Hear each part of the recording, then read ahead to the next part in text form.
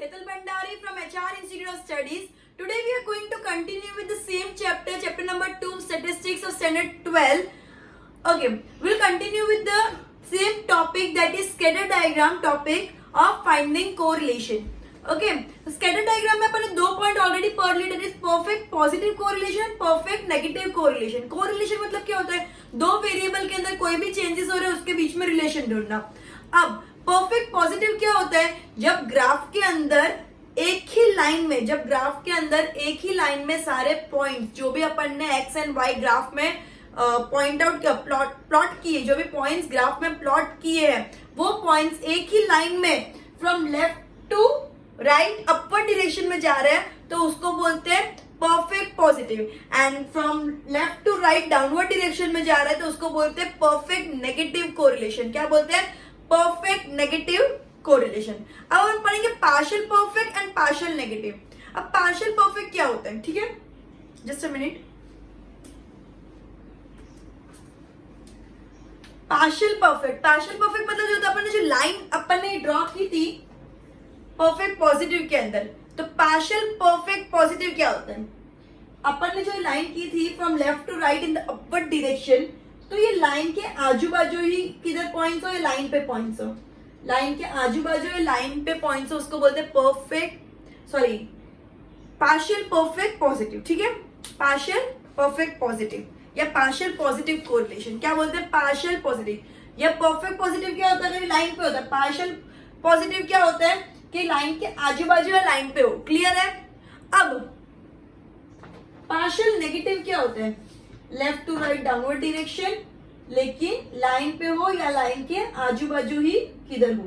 Clear है, उसको बोलते हैं पार्शियल नेगेटिव कोरिलेशन. इन दोनों के एक एक इलस्ट्रेशन अपन पढ़ लेते. सबसे पहले पढ़ेंगे पार्शियल पॉजिटिव के, फिर पढ़ेंगे पार्शियल नेगेटिव के.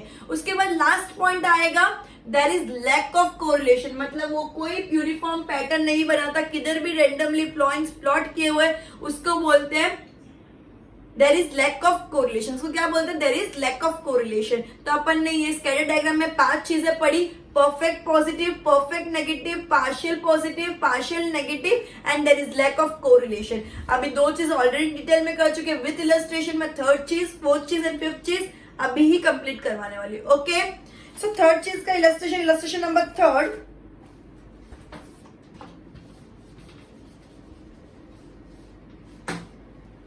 A company manufactures ready-made garments. The monthly advertisement cost in 10 lakh rupees. The monthly advertisement cost in 10 lakh rupees and the sale of garments in 2 crore rupees for the last 6 months are given below. तो इन लोगों ने monthly advertisement cost and sale of garments दिया हुआ है. ठीक है, तो अपन ग्राफ बनाएंगे.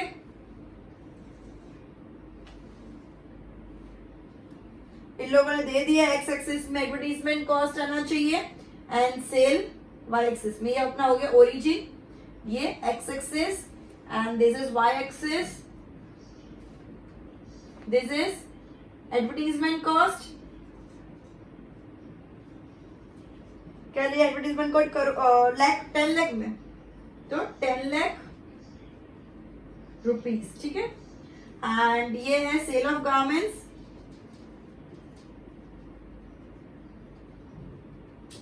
इन करोड़ रुपीस. ठीक है,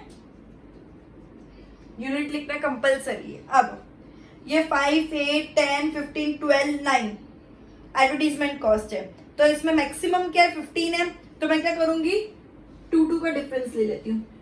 2, 4, 6, 8, 10, 12, 15. ठीक है, सॉरी 14 एंड 16.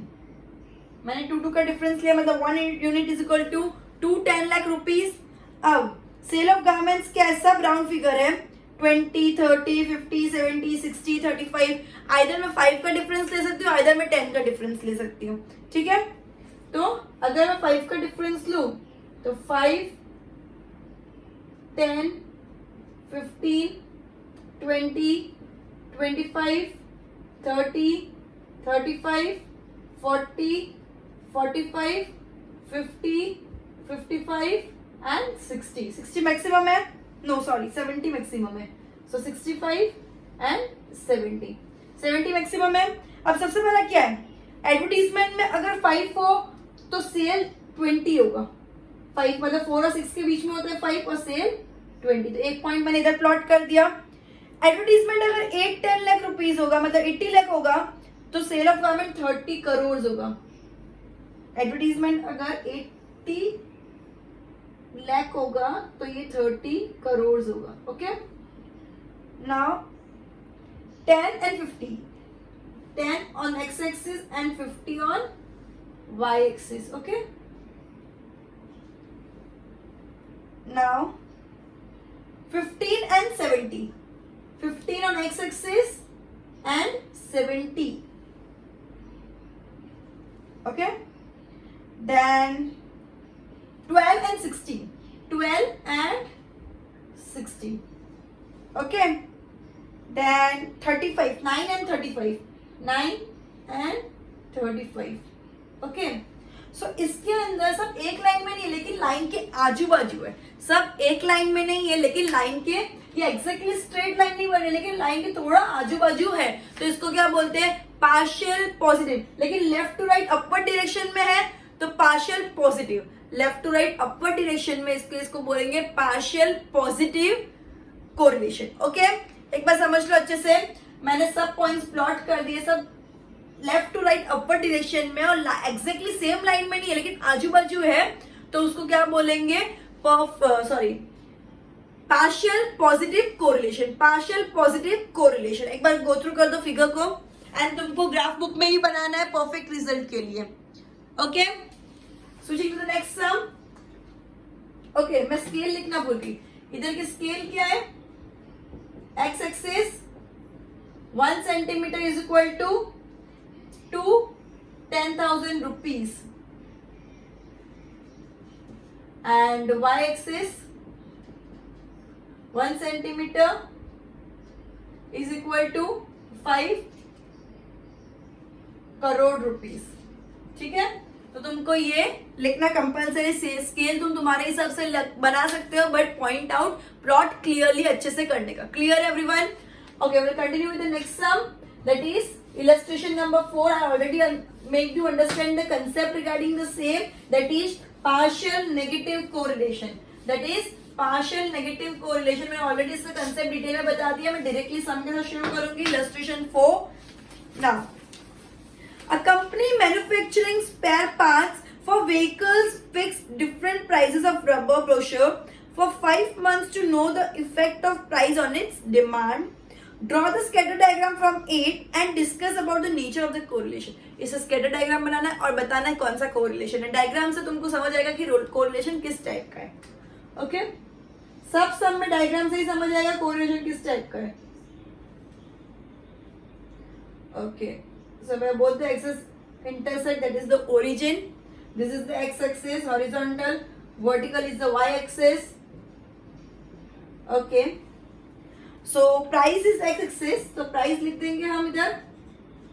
प्राइस किस में होगा, ऑब्वियसली रुपीस में होगा, तो नॉर्मली रुपीस लिख दिया मैंने। ठीक है, अब demand, monthly demand, monthly demand on Y axis. ठीक है, वो किस में, 1000 यूनिट्स, 1000 यूनिट्स। ठीक है, ओके, सो इधर 12, 13, 14, 15, 16 है एंड इधर 45, 35, 30, 15, 10 है। अब मेरी बात सुनना, कभी भी तुमको लग रहा है कि ऑर्डर में जा रहा है कोई चीज एंड वो थोड़ी नंबर के बाद शुरू किया है, जैसे इधर 11, 12, 13, 14, 15, ये 12, 13, 14, 15, 16 दिया है, तो मैं क्या कर सकती हूँ, एक सिंबल होता है,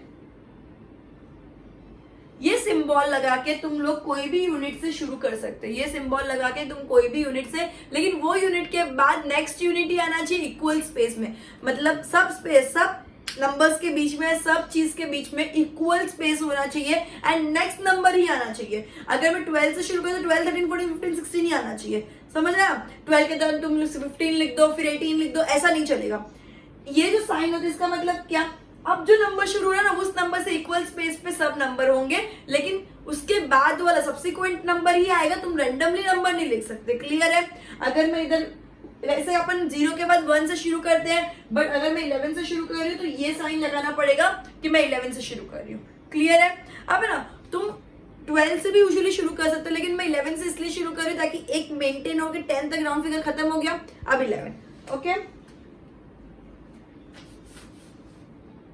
ओके 11, 12, 13, 14, 15. तुम इधर 12 से भी शुरू कर सकते हो, कोई इश्यू नहीं है. क्लियर है? 16, 17. ओके 16 तक ही है, ठीक है, मैंने 17 तक लिख दिया, 16 तक ही चाहिए मुझे. Okay okay so monthly demand 45, 35, सबसे छोटा क्या है 15, 10 तक है. तो मैं क्या करूंगी, नॉर्मली करूंगी ना, इसमें अप्रोक्सीमेट साइन करने की जरूरत है ही नहीं मुझे, डायरेक्टली मैं 5 से शुरू कर देती हूँ. 5 यूनिट का difference, 5, 10, 15, 20, 25, 30, 35, 40 and 45 is the maximum. Correct? Okay. So अब पहले 12 पे 45 यूनिट्स, 12 पे 45. ओके नेक्स्ट 13 पे 35, 13 and 35.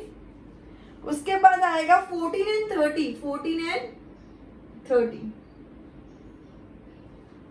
ओके उसके बाद आएगा 14 and 30 आया, थोड़ा दूर जाएगा ये. Okay 15 and 15, 15 and 15, right? 16 and 10, 16 and 10. तो ये एग्जैक्टली एक लाइन में नहीं है, लेकिन लाइन के आजू बाजू ही है. ये एग्जैक्टली एक लाइन नहीं है, लेकिन लाइन के आजू बाजू है. From left to right downward direction में, डाउनवर्ड डायरेक्शन मतलब नेगेटिव, लाइन के आजू बाजू मतलब पार्शियल. पार्शियल नेगेटिव कोरिलेशन, इसको अपन क्या बोलेंगे, पार्शियल नेगेटिव कोरिलेशन. एक और बार देख लो, जो भी पॉइंट्स है मैंने प्लॉट कर दिया. स्केल मेरी क्या है, मेरी स्केल क्या है, एक्स एक्सिस पे क्या है, 1 centimetre is equal to 1 unit. हर यूनिट के बीच में तो एक का ही डिफरेंस है ना, तो 1 यूनिट ही लिखूंगी. डायरेक्ट 10 मत लिख देना, वरना 0 मार्क मिलेगा. Y axis 1 centimetre is equal to 5000 unit. 5000 unit. Scale लिखना कंपलसरी है, एक्स एक्सिस वाई एक्सिस लिखना कंपलसरी, ओरिजिन लिखना कंपलसरी है, किस चीज को कौन सा एक्सिस डिनोट कर रहा है वो लिखना कंपलसरी है, फिर सम चालू करना है. Clear everyone? और ये समझ आ गया perfect negative, sorry partial negative क्यों है. अभी तक अपन ने 4 पढ़ा, perfect positive, perfect negative, partial positive, partial negative. अब अपन पढ़ेंगे lack of correlation. Lack of correlation, उसके रिलेटेड कोई सम नहीं दिया है तुम्हारे अंदर, खाली एक रैंडमली प्लॉट करके दिखा दे. तो पेज नंबर 66 पे जो रैंडम पॉइंट्स आजू बाजू, मतलब समझो ये ऐसा, समझो अगर ये ऐसा है और ऐसे पॉइंट्स हो, कोई इधर, कोई इधर, कोई इधर, कोई इधर, कोई इधर, कोई लाइन ही नहीं है, कुछ भी रैंडमली पॉइंट है, किधर कोई फिगर ही नहीं है, without forming any type of formation, तो उसको क्या बोलते हैं, विदाउट एनी फ्रेमेशन फॉर्मेशन, तो उसको क्या बोलते हैं, लैक ऑफ कोरिलेशन. उसको क्या बोलते हैं, lack of linear correlation. Lack of linear correlation. अगर कोई भी स्पेसिफिक पैटर्न फॉलो नहीं कर रहा है तो उसको बोलते हैं lack of linear correlation. Okay समझ आ गया? सो तुमको 2.1 एक्सरसाइज खुद करनी है पूरी, इलस्ट्रेशन 1 to 4 कंप्लीट करना है, and will continue with the Karl Pearson product moment method. Karl Pearson product moment method in the next lecture. Goodbye everyone. Goodbye.